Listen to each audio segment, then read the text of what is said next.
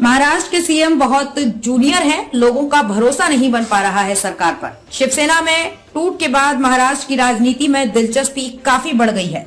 उम्मीद के विपरीत महाराष्ट्र में महाविकास आघाड़ी न सिर्फ मजबूती से ठाकरे के साथ खड़ी दिखाई दे रही है, बल्कि लगातार सरकार को घेर भी रही है।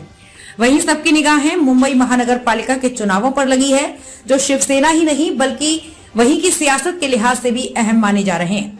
सूबे की सियासत, मौजूदा शिंदे सरकार के कामकाज, महाविकास आघाड़ी के आगे की योजना और महाराष्ट्र पहुंचने वाली राहुल गांधी की भारत जोड़ो यात्रा जैसे तमाम मुद्दों पर एनवीटी की विशेष संवाददाता मंजरी चतुर्वेदी ने कभी शिवसैनिक रहे मुंबई कांग्रेस के पूर्व अध्यक्ष संजय निरुपम से बात की। महाराष्ट्र में महाविकास आघाड़ी बना था सरकार बनाने के लिए। जैसे ये सरकार गिराई गई, उसे देखते हुए तीनों पार्टियों के नेताओं व कार्यकर्ताओं में रोष है। अच्छी बात यह है कि तीनों ही दलों ने साथ मिलकर चुनाव लड़ने का फैसला किया है।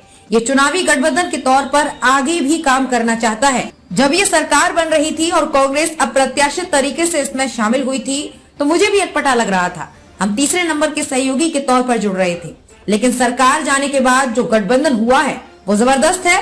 कांग्रेस का अपना वोट बैंक, शिवसेना का अपना वोट बैंक और एनसीपी का ग्रामीण इलाकों का वोट बैंक, जब ये तीनों मिल जाएंगे तो ये 65 से 70% वोट बैंक कवर करेगा।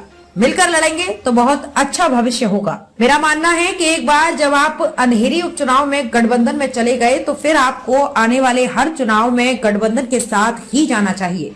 जब आप हर बार गठबंधन में चुनाव में जाते हैं, तो धीरे धीरे सभी दलों के कार्यकर्ताओं के बीच आपस में मनोमिलन होने लगता है। वही मतदाता भी एक दूसरे को पहचानने लगते हैं और एक दूसरे के लिए वोट डालने का मन बनाने लगते हैं।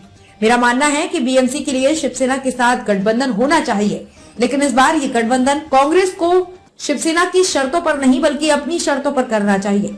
कांग्रेस को इतनी सीटें लेनी चाहिए जो सम्मानजनक हो। शिवसेना को भी जिद नहीं करनी चाहिए। बीएमसी में कुल 227 सीटें हैं, जिसमें से शिवसेना की 80 और कांग्रेस की 30 सीटें हैं, यानी 147 सीटों पर शिवसेना चुनाव नहीं जीती है।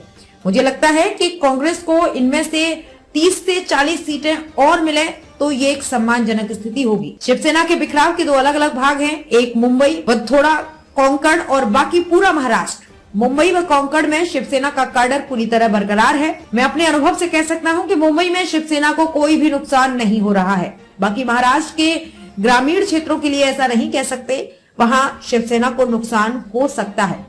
वहीं हमारी पार्टी का एक राजनीतिक फैसला था जिसे अवॉइड भी किया जा सकता था। पार्टी में प्रदेश अध्यक्ष लायक और भी नेता थे,